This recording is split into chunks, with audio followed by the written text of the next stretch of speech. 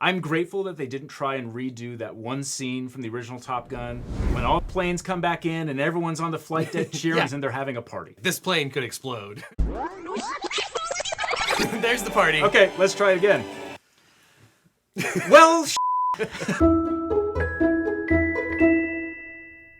I'm a lawyer. He's a former judge advocate. It's time to see what laws were broken in Top Gun Maverick.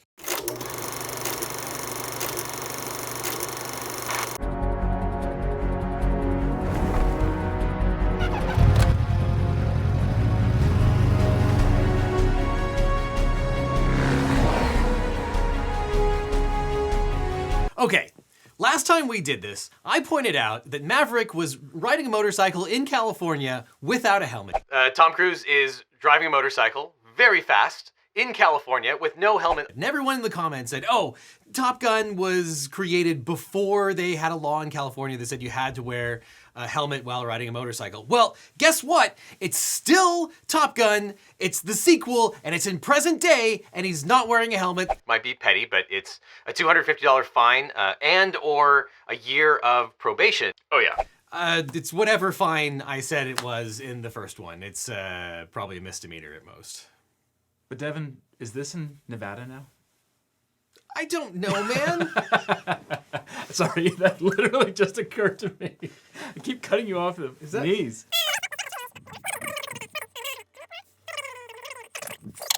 It doesn't matter because Nevada has a helmet law too. So wherever he is in the West, I guess he should be wearing a helmet. And you should too. And just to be clear, it applies on military installations too. He wouldn't even get through this gate without the gate guard saying, yeah, man, put your helmet on, you know better. There's actually more restrictions on a military base than there are just riding around. I think that you're absolutely right. Hey.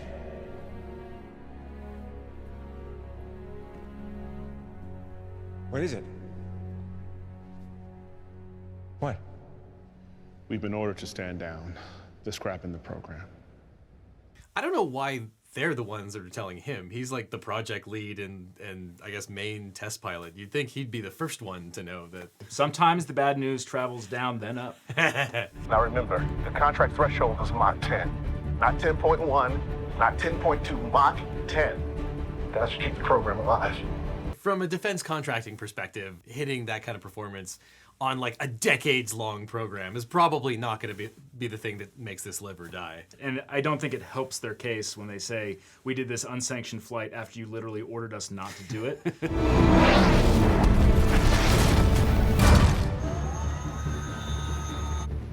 Mav, Admiral Kane is asking... Ordering that we bring her down. Alpha 3, O, Passing Mach 5.4 and 90.6. This is where we've had trouble with comms, sir. It's the Earth's curvature. Yeah, it's called Earth bulge. Did anyone offer you a coffee? It's Article 92 of the Uniform Code of Military Justice. You have to obey orders by superior commissioned officers, and he just got one and he disobeyed it, so.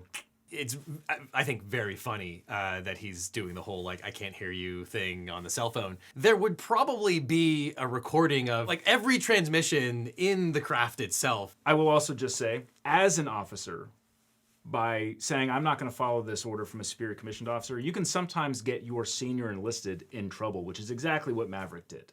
He's not the only one on the hook here. That senior chief, or whoever he is who's working with him, that guy's in trouble too.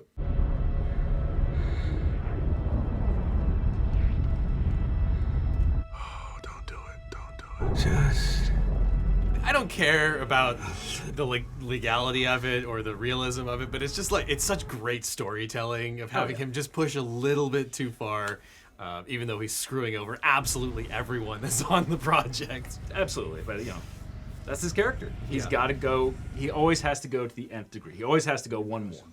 To sort of a zone of danger. Perhaps, a danger zone, yes, if you will. Yeah, like he's on a highway to it, one would say. Oh, shit.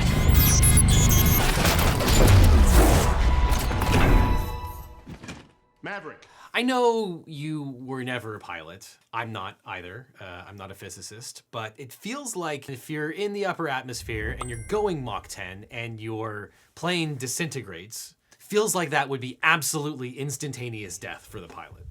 I mean, I remember when the space shuttle fell apart and those astronauts didn't make it. They were going probably something like that, and there was not much left behind. I mean, unless he has a capsule like the President of the United States had in whatever movie that was, Air Force One. Yeah, Air Force One. Air Force One. He's got a capsule like the President in Air Force One. Ramstein, this is Air Force One. Emergency pod has been destroyed. I repeat. I don't know if that's equipped on this particular experimental craft. Especially because he's just walking around in his suit. Distinguished. Distinguished. Distinguished. Yet you can't get a promotion, you won't retire, and despite your best efforts, you refuse to die. You should be at least a 2-star admiral by now, if not a senator. Yet here you are. Captain. Why is that? He's a captain in the Navy? It's a naval rank. It's not a ground rank. So he is the equivalent of a colonel. Are there active test pilots who are captains/colonels? That seems like an awfully high rank to be flying some experimental craft. It does seem like an awful high rank, and especially because the higher the rank that you are, the less time that you're actually able to spend getting your flight hours in to maintain your proficiency. For reasons known only to the Almighty and your guardian angel, you've been called back to Top Gun. If one general says, you're grounded, and I have ordered you to do something, and you have disobeyed those orders, can someone with a higher rank overrule those decisions and orders? It's kind of like a Matryoshka doll. You can have a colonel giving an order to a lieutenant and say, I ordered you to do X. But if you get a general or an admiral who's above that colonel, can't they then say, I order you to reverse that order? Absolutely. It's just orders all the way down or up. When it comes to the military, you have people who are superior rank, but you also have kind of silos.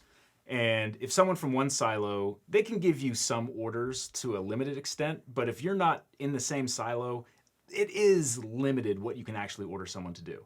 Ultimately, you have to get one person above that covers the whole silo, all the silos. And sometimes it's that kind of game of politics where you can get certain things to happen even if you don't have direct authority over someone that you're trying to get to do something. Got it. Is an unsanctioned uranium enrichment plant built in violation of a multilateral NATO treaty. The uranium produced there represents a direct threat to our allies in the region. Once again, they're being completely generic about all of the bad guys. It's already such a jingoistic nationalist movie that there's no reason to vilify whether it's Russia or Iran or North Korea. They're just the bad guys. And frankly, I miss movies where it's just like, this is a generic bad guy, and we're going to fight them because they're really terrible without having to get into the actual real-life geopolitics of it all. Yeah, and they did this in the first Top Gun, and it was great. What's your read, Captain? Well, sir, normally this would be a cakewalk for the F-35 stealth, but GPS jamming negates that. Sir. I mean, my read is this is the Death Star trench run with better graphics. Yeah, I mean, 100%. 2 precision bombs, minimum, makes it 4 aircraft, flying in pairs. That is one hell of a steep climb out of there, exposing you to all the surface-to-air missiles. Or you survive that. But, like, F-18s are not made to have a second pilot as the bomb operator. Aren't almost all of them single-seaters? Although there's still plenty of 2-seaters. So in the back, you've got the WISO, the Weapons Systems Officer, who can do a lot of that work of lasing the target, basically taking the actual pilot's mind off of the delivery of the munitions. Huh. And that way, you have 2 minds instead of 1. But isn't that why you would use an actual bomber to... Come on, it's Hollywood. We're going to make this exciting. We're going to do it. We don't want you to fly it. We want you to teach it. Teach, sir? We recalled 12 Top Gun graduates from their squadrons. We want you to narrow that pool down to 6. I love that this movie is just Top Gun college years. It's like, here are the people that graduated from Top Gun. We're going to bring them back and teach them some more. Now, I should mention, you were actually stationed at Miramar, close to San Diego, where all of this is taking place. I was, but that was in like a legal capacity. So you don't really absorb a whole lot of knowledge of actual flying and weapon systems and stuff like that when you're a lawyer. Sad to say. Many lawyers would disagree and think that they're experts on everything. It's not true. But later I did become a JTAC, and I was calling in close air support and dynamic targeting missions in Iraq. And that's how I got most of my knowledge. So you were serving as a judge advocate in and around Miramar. Well, you went to additional training, became a JTAC, and served in Iraq and learned more about, I guess you'd call it close air support. I mean, I had probably the most convoluted and bizarre career history in the Marine Corps. But yeah, I was a judge advocate first, and then I retrained to be an artillery officer and became a JTAC. Bradley. Lieutenant Bradshaw. Yes, sir. I mean, I have to imagine this is not a situation that comes up very much, but these two have prior history. Is there any kind of prior history, even as convoluted as this, that would create a conflict or a problem between a superior officer and someone that they're commanding? It's not like with lawyers, where they may have an ethical conflict for representing one person. If you don't think that you can command someone because of some interpersonal history of some kind, it's really your obligation and duty to inform your superior officer and maybe get reassigned yourself or have that person shuffled around. A father should not be commanding his son or daughter. Once you get farther enough afield, though, a cousin or a grandnephew, I think it becomes less important. Is there anything that Rooster could do here and say, we have all this prior history, I don't think I should be commanded by Maverick? He could go above Maverick and request mast and say, I don't think I'm going to get proper treatment. I don't think that he's going to evaluate me fairly, but I don't think that's going to go very well. 5,000 feet is not just a rule. It is a law, as immutable as gravity. The hard deck will be much lower for the mission, sir. And it will not change without my approval. Okay, so yet again, we have a hard deck that was violated. What's old is new again, I guess. The hard deck for this hop was 10,000 feet. You knew it, you broke it. What do you think the violation of that would be here? I mean, it has not changed since he did it in the first movie. And if he can't follow basic orders, then he's going to be reprimanded. Exactly like what's happening here. He's not going to go to jail for it. He's just going to get, kicked in the crotch once or twice. Top Gun rules of engagement exist for your safety and for that of your team. They are not flexible, nor am I. And to refresh everyone's recollection, what does it mean that they have violated the hard deck in this training scenario? Well, the hard deck is the notional ground, right? They have to treat the hard deck as if it is the ground. And that's because they don't want to have very much variation where they're saying, the ground is the ground. Oops, I just went down a little bit too low. Yeah, now I'm dead. Yeah, you need to have... Literally dead. You need to have some buffer room in there. And while in this movie, and perhaps in reality under the circumstances of this plot, he may not get in a lot of trouble, it's actually a really big deal. I mean, it is actually a pretty big deal to violate the hard deck in any sort of training mission. I think most pilots would agree with that. And in the training mission, they're both considered dead. They both hit the ground once they hit 5,000 feet, right? Right, exactly right. And so when Maverick is talking about, well, the hard deck's going to be lower, that doesn't really make any sense because the hard deck is the ground. So if they're flying at 5,200 feet, in actual reality, that is notionally 200 feet above the hard deck. The Navy needs Maverick. The kid needs Maverick. That's why I fought for you. That's why you're still here. I mean, I don't know about you, but when I saw this in the theaters, I was on the verge of tears. Like, I think this is one of the greatest callbacks and one of the best uses of, like, time passing in a sequel that I've ever seen. Plus, you have the reality of Val Kilmer actually having throat cancer. Just like everything that they've done here is such good screenwriting. I love the relationship here. Yeah, I mean, I think you could have gotten writers and producers who were angry about this situation, right? Angry that they couldn't bring Val Kilmer in a very specific and certain way. But, like, not only did they roll with it, but they worked with Val Kilmer to make it work. And frankly, made probably a more pathos to the actual story. Yeah, and it shows that the characters evolved since the last movie, but not in every way, just in some ways. Ugh, I love this so much. Maverick to range control. Entering Point Alpha. Confirm green range. Maverick, range control. Green range is confirmed. I don't see an event scheduled for you, sir. Well, I'm going anyway. Nice. Okay, that seems like exhibit number 1 in the court-martial. He's no longer the instructor. I assume at that point he no longer has authority to, fly a plane at all.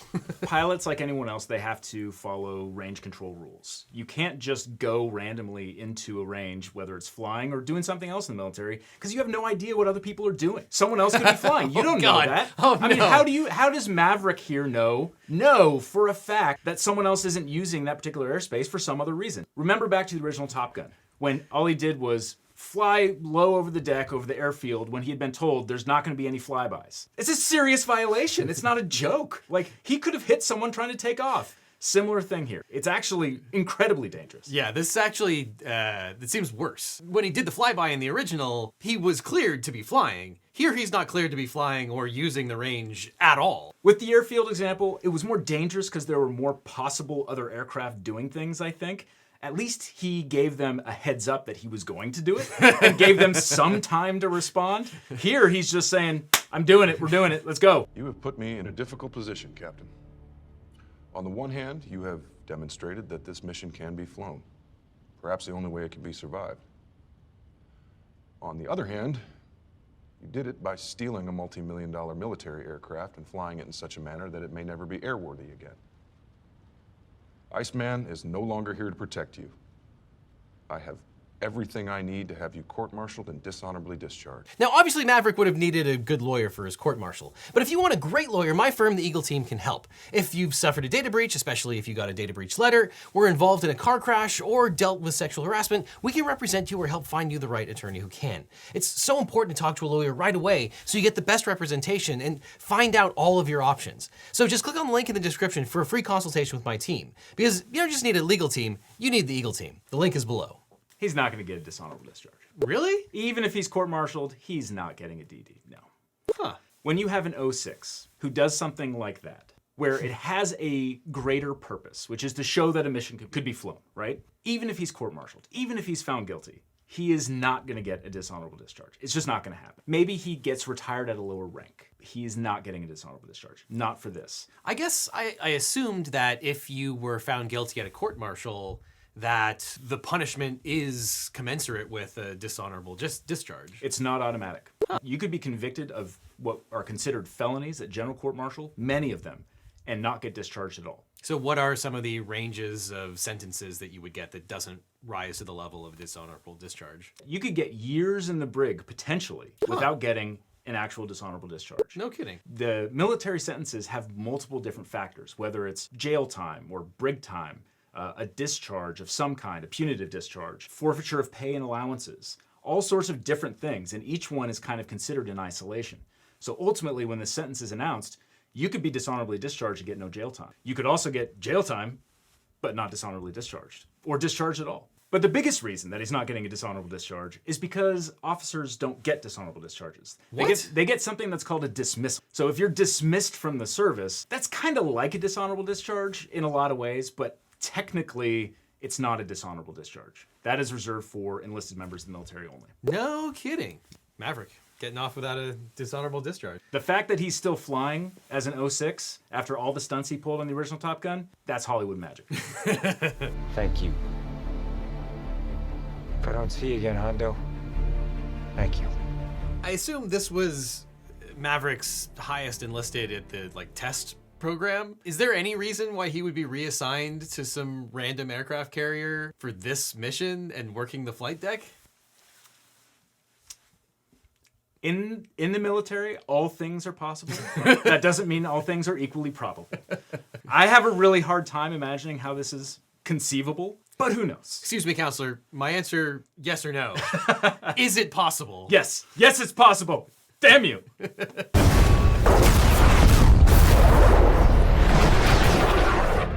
Tomahawks airborne. No turning back now. This would be a declaration of war. Not a congressional declaration of war, obviously, but it would constitute an act of war for the purposes of international law. Just pull out all the stops, guys. Yeah. You're going to war with this country if that country has the wherewithal to do it. Yeah, I think, the only kind of limitation on the reaction of this hostile country is they may not want the world to know that they had some sort of uranium enrichment facility to begin with. Yeah, I guess. So that may, on a political level, stop them from responding in the way that they There you go. Everything makes perfect sense. Dagger, you are not to engage. Repeat. Do not engage. Dagger 2, return to carrier. Acknowledge. Acknowledge. Okay, so Rooster has an order not to engage. Seems like that's an order that he needs to abide by. Is that disobeying an order if he decides to go back and engage? There are exceptions carved into that particular rule under the Uniform Code of Military Justice. So if you are given an order not to cross a street, but you see a child on the other side of the street who is in dire need of help and will die if you don't do it, you run across that street, you save that child. You have disobeyed the order, but you haven't broken the law. And similarly, I think Rooster has a pretty good case here for, I was doing my best to save someone else's life. I know you gave me that order, but I was acting to save someone's life who was in imminent threat of serious physical injury or death. And that is a competent defense under the law. Okay, sure, but here you have a downed pilot and a pilot remaining in an F-18. It kind of feels like there's not a whole lot that you can do.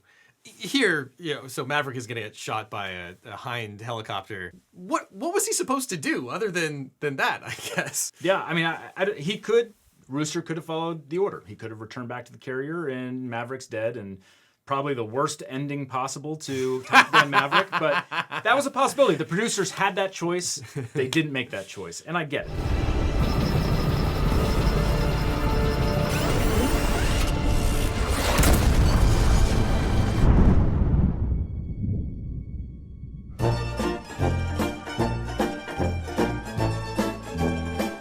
The other thing to keep in mind is, in the example I used about the crossing the street, the order that was given doesn't contemplate the child across the street. So that's why the violation of that order makes a little bit of sense and why he shouldn't be held accountable. This particular order, though, it does contemplate where Maverick is, the situation he's in. And so I think that the idea of this defense of others, I actually don't know that it would actually work because the order acknowledges that Maverick's gonna die. Yeah. I saved your life! I saved your life. That's the whole point. What the hell were you even thinking? You told me not to think! So Rooster and Maverick are behind enemy lines. They've been shot down.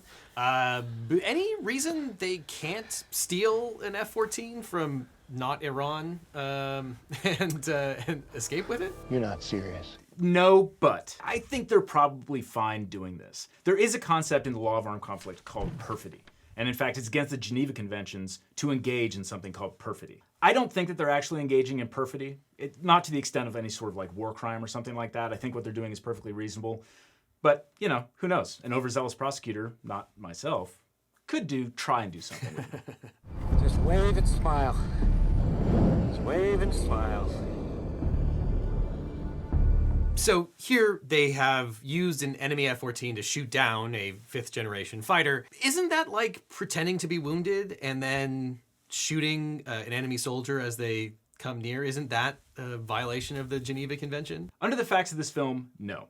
It would have been different if these hostile aircraft had thought that they were in fact part of their Air Force and then gone ahead of them and something like that, and then Maverick had shot them down. I think that could potentially have been a problem because that means they really are relying on a misrepresentation about who they are. Here, though, the enemies clearly did not believe that they were actually part of their Air Force. They pretty clearly understood, and they were the ones who actually began the engagement for all intents and purposes. Plus, it was just a really awesome scene, so, I mean, all is forgiven. Yeah, agreed. There's no greater defense than victory.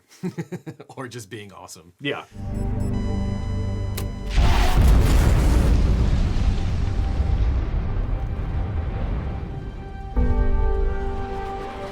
Good afternoon, ladies and gentlemen. I'm grateful that they didn't try and redo that one scene from the original Top Gun when all planes come back in and everyone's on the flight deck cheering. That drove me insane. Yes. They're in the middle of combat operations and they're having a party. No.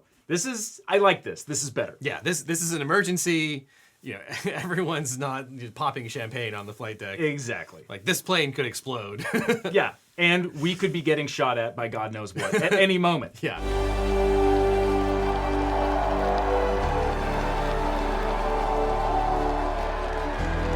Never mind. No, there's the party. Okay, let's try it again. Well, so much as I like this movie, It's a far superior movie than the original. Yeah.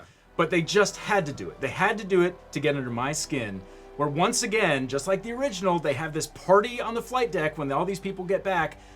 You are in the middle of combat operations. You are off the shore of some hostile force. You have no idea whether they're sending a bunch of airframes out your way to attack you. My God, get back to your stations, people. Get going. Leave. Yeah. And this is an enemy that's equipped with the latest generation of fighters, with stealth. Like, God only knows what's coming their way. All right, and now it is time to tally up all the crimes in Top Gun Maverick. So while plenty of laws were broken in this film, I think it's fair to say that no one's actually going to get court-martialed. It's just not going to happen. Everyone has matured, and I think society has matured since the original Top Gun, such that Maverick really didn't commit nearly as many crimes as he did the first time around.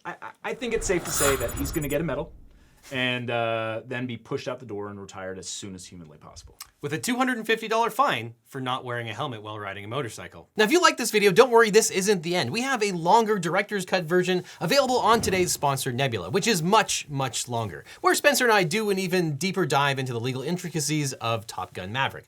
On Nebula, you can watch all of my videos ad-free and early, because my videos always go up on Nebula first. Plus, there's tons of exclusive content. For example, when you sign up for Nebula Direct, you get access to Nebula classes, which includes my entire course, How to Sue Like a Lawyer. That used to be hundreds of dollars a year. Now it's free and included with your direct Nebula subscription. You also get access to my Nebula-only videos, like my full-length documentary, Bad Law Words Good, as well as the deep dive that we took on Trump's mental state and the various crimes he's accused of and the crimes that Steve Bannon was pardoned for. And I know tens of thousands of you signed up for Nebula using the CuriosityStream bundle, but unfortunately that is over.